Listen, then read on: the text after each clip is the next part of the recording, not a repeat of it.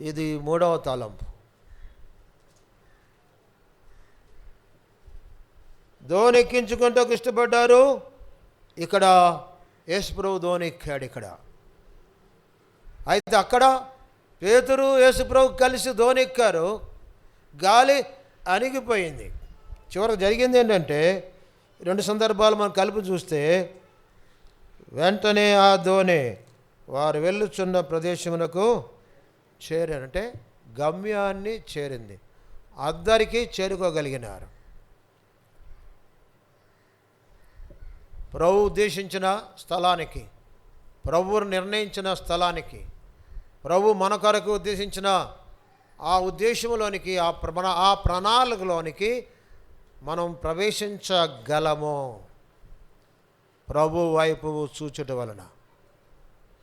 ప్రియులారా, ఇప్పుడు మరొక మాట చదువుకుంటాం. హెబ్రీ